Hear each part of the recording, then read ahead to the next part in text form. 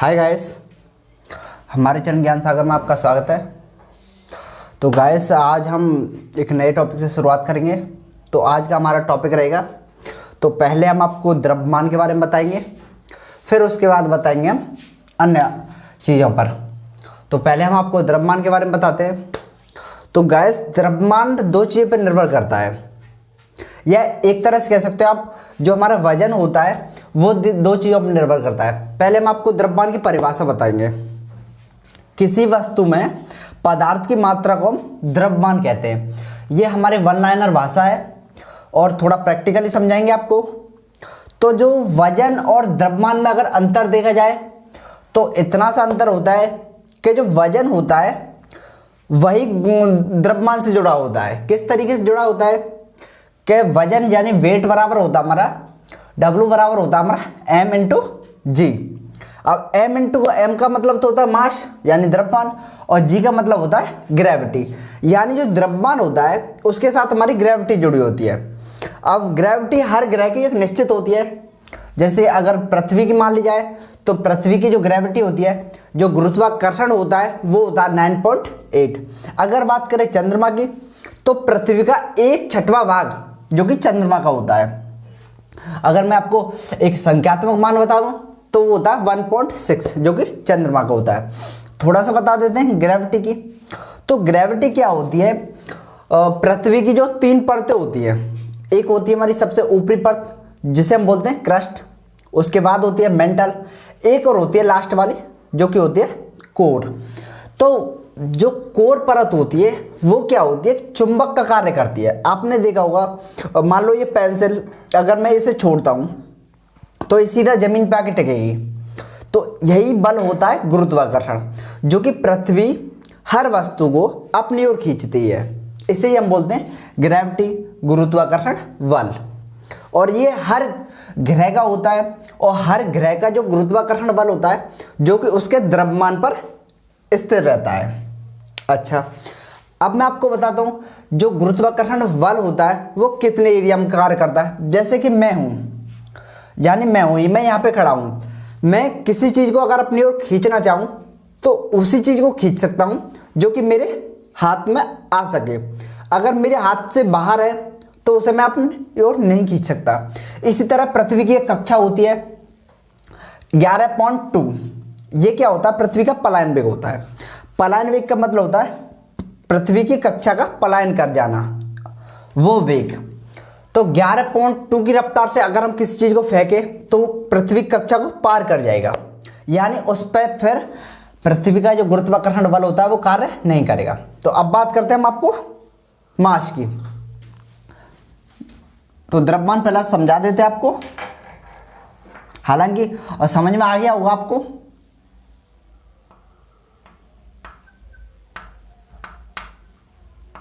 जिसे हम बोलते हैं मास।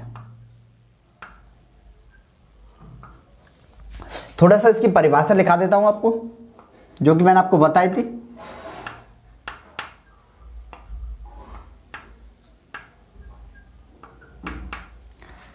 किसी वस्तु में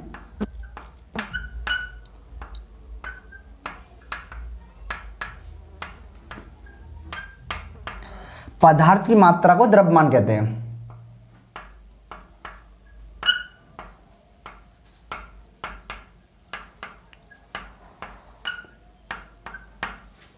द्रव्यमान कहते हैं।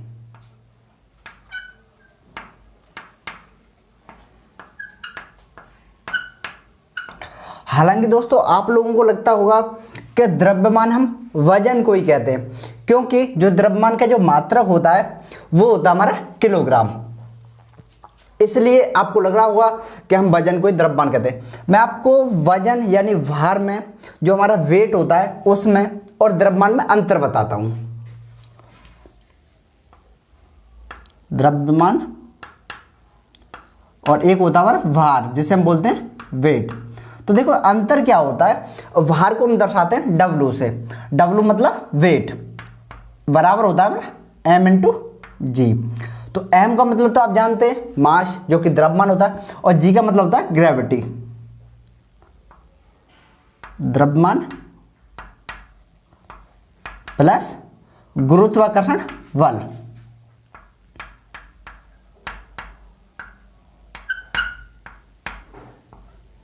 ये दोनों होते हैं जो कि हम जो वजन नापते हैं तो वजन के साथ साथ द्रव्यमान और गुरुत्वाकर्षण होते हैं। अब थोड़ा सा बता देता हूँ क्या होते हैं। तो गुरुत्वाकर्षण पृथ्वी का अलग होता है, चंद्रमा का अलग होता है। जैसे कि पृथ्वी कक्षा के बाहर जिसे हम बोलते हैं अंतरिक्ष, जो कि चारों ओर से काला काला दिखाई देता है, वहां पे ना किसी का गुरुत्वाकर्षण बल होता है और ना ही वहां पे वायुमंडल पाया जाता है। एक तरह से बोल सकते हो निर्वात होता है वहां पे। तो वहां पे अगर किसी वस्तु का वजन 10 किलो है तो मान लो द्रव्यमान वहां पर या अंतरिक्ष में किसी वस्तु का द्रव्यमान 10 केजी है, तो याद रखिए उसका पृथ्वी पर कितना वजन होगा और चंद्रमा पर कितना वजन होगा। जैसे कि 10 केजी है तो हमारा जो गुरुत्वाकर्षण बल होता है, जो ग्रेविटी होती है, वो पृथ्वी की बता देता हूं यहां पे।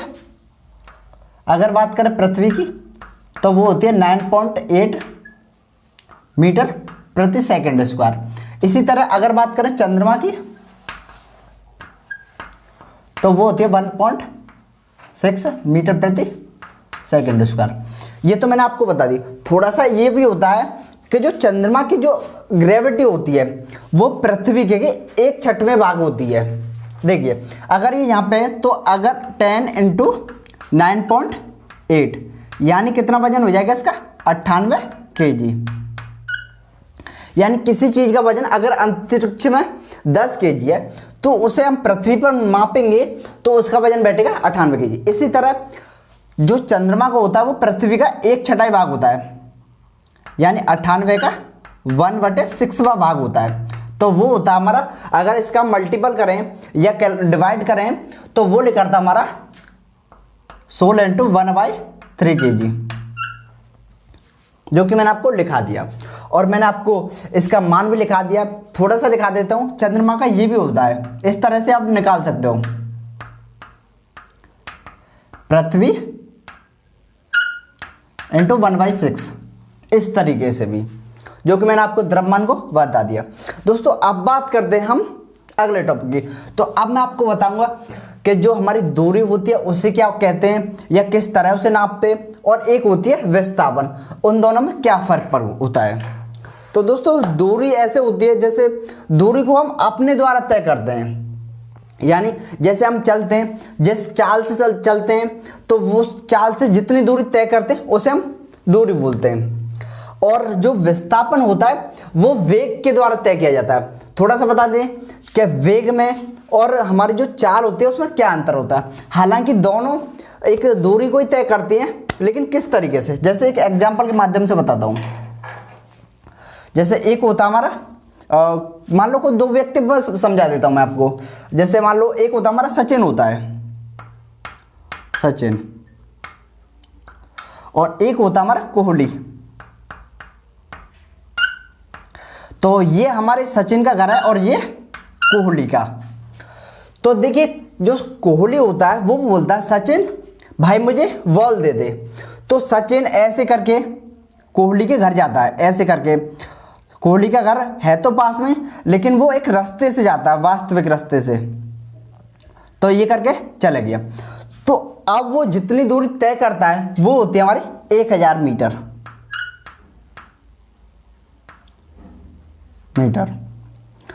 अगर फिर दूसरा तरीका ये होता है कि कोहली कहता है वो सचिन से कि भाई मुझे तू बॉल घर पे देने मत आ, वहीं से फेंक दे।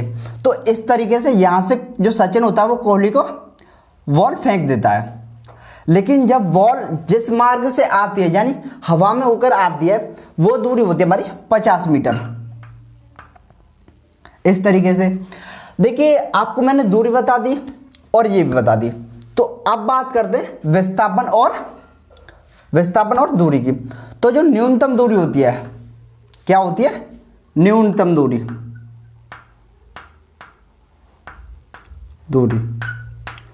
उसे ही हम क्या कहते हैं? विस्थापन कहते हैं। जो न्यूनतम दूरी हम तय करते हैं उसे विस्थापन कहते हैं। और अब बात करते हैं, थोड़ा बता देता हूं, ये होती है हमारी दूरी। तो कितनी दूरी तय करी थी उसने, उसे वॉल दे जाने के लिए कितनी दूरी तय करी थी, 1000 मीटर। अगर इस दूरी में जो हमारी 1000 मीटर जो दूरी तय करी थी, अगर इस दूरी में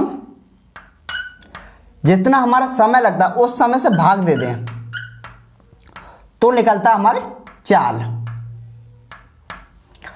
जितनी दूरी वो तय करता है उस दूरी में अगर हम समय से भाग दे दें तो हमारा चाल निकलता है। अब बात करते हैं विस्थापन की। देखो, जो न्यूनतम दूरी हमने तय करी थी, जो बॉल उसने फेंक के मारी थी, वो न्यूनतम दूरी उसे कहते हैं विस्थापन।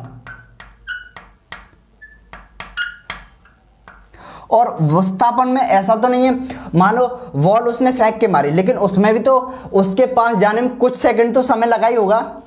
तो उस समय से विस्थापन में अगर हम भाग दे दें तो निकलता है हमारा वेग। इसका मैं आपको रीजन बताऊंगा। देखिए, जो दूरी होती है वो हम उस यंत्र के माध्यम से तय करते हैं या अपने माध्यम से तय करते हैं जिसे हम कंट्रोल कर सकते हैं। समझ में आ रहा है? यानी अगर हम बाइक से तय करें या फिर रेलगाड़ी से तय करें या फिर बस के द्वारा कोई दूरी तय करें, तो बस एक ऐसा माध्यम है जिसे हम कंट्रोल कर सकते हैं, रोक सकते हैं।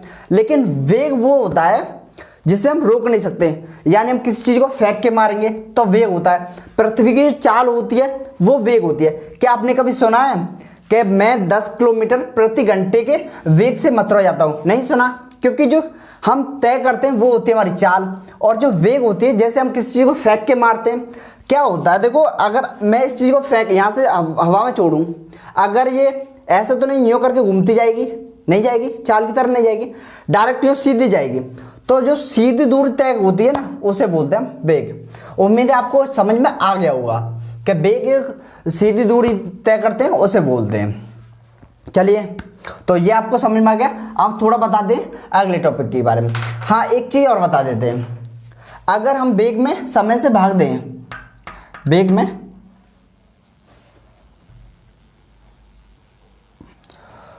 अगर हम वेग में समय से भाग दें तो निकलता हमारा त्वरण। त्वरण तो आप जानते होंगे, जो वेग परिवर्तन की दर होती है उसे हम त्वरण कहते हैं।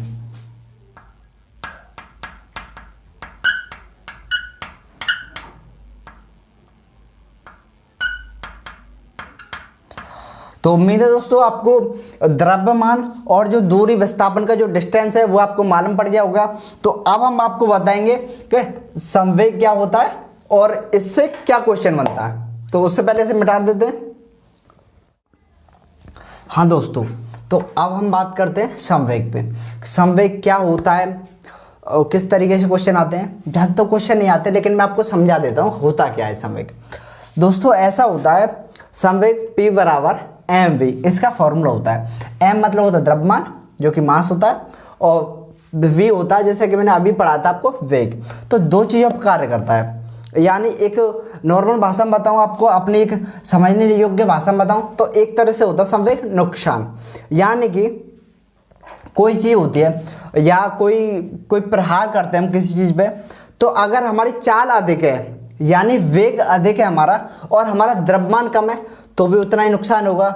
अगर हमारा मान लो द्रव्यमान अधिक है और चाल हमारी कम है तो भी हमारा उतना ही नुकसान होगा। तो आपने एक मूवी देखी होगी, तो सुल्तान देखी होगी, जिसमें उसका कोच होता है, वो कहता है उससे कि तुम जल्दी जल्दी मत मारो, एक मारो, लेकिन एक मारो जो 1/10 का कार्य करे। तो उसका मतलब क्या होता है, जो उसका जो मुक्का होता है उसका द्रव्यमान ज़्यादा होता है, वो उसका भारी होता है, तभी तो वो कहता है। तो ऐसे ही चलिए बताता हूँ आपको।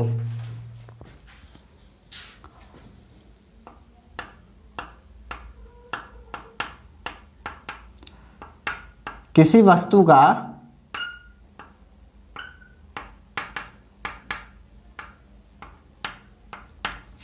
किसी वस्तु पर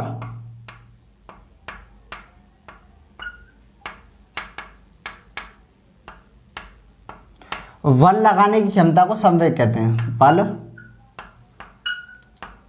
लगाने की क्षमता को संवेग कहते हैं। तो दोस्तों अब मैं आपको थोड़े से एक एग्जाम्पल की तरह बता देता हूँ। इसका अगर फॉर्मूला पूछा जाए तो P बराबर mv होता है। अब देखिए, जैसे कि मैंने पहले ही बताया था आपको, ये द्रव्यमान और वेग पर कार्य करता है। मान लो यहाँ पे कोई वस्तु है, कोई भी कैसी भी आकृति की ये वस्तु है। अगर इधर से कोई एक छोटा सा वाहन आ रहा है, टू व्हीलर वाहन आ रहा है जिसपे एक व्यक्ति बैठा है, ठीक है, आप समझ सकते हो। हालांकि मेरी कला इतनी अच्छी नहीं है, लेकिन आप समझने का प्रयास करें।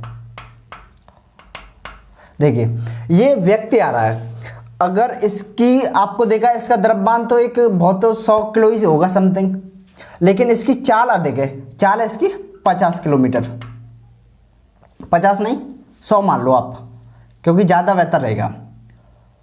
100 किलोमीटर प्रति आवर की। लेकिन अगर इसका वजन देखा जाए तो वजन होता है इसका 100 केजी। तो ये व्यक्ति जितना नुकसान करेगा उतना ही दूसरा व्यक्ति करेगा। जैसे कि एक और व्यक्ति होता है, जैसे 3 व्हीलर होता है, यानी या फिर कह सकते हो छोटा 4 व्हीलर होता है,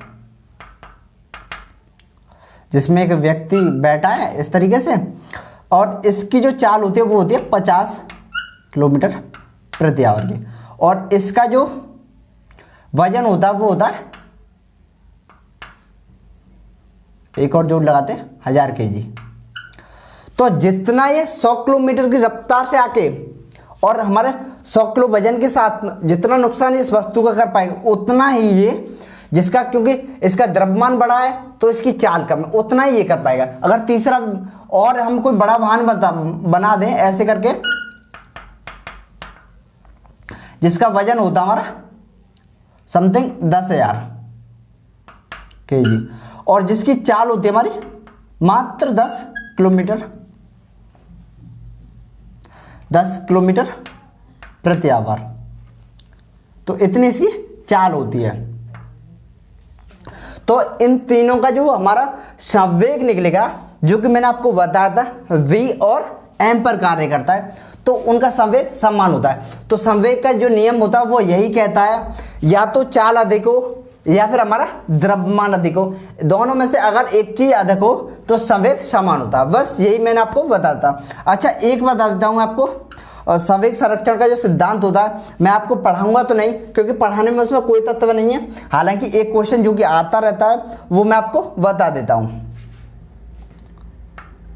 संवेग संरक्षण सिद्धांत, इस पर एक नियम कार्य करता है। अगर आपसे पूछा जाए जो रॉकेट उड़ती है या रॉकेट का चलना किस सिद्धांत पर कार्य करता है, तो वह संवेग संरक्षण के सिद्धांत पर कार्य करता है। रॉकेट का उड़ना कार्य करता है, या कह सकते हो रॉकेट संवेग संरक्षण के सिद्धांत पर उड़ती है। तो दोस्तों एक क्वेश्चन आ जाता था, हालांकि इसका समीकरण भी नहीं आता है, मैंने काफ़ी बार देखा है। तो जो चीज़ आती नहीं है वो हम फिजूल में क्यों कराएं, तो आपका भी टाइम खराब हो, हमारा भी टाइम खराब हो। तो चलते हैं दोस्तों, कल एक नए टॉपिक के साथ आपसे फिर से मुलाकात करते हैं, और फिर से आपको अच्छे से हमारी क्लास चलाएंगे। तो चलते हैं दोस्तों, धन्यवाद।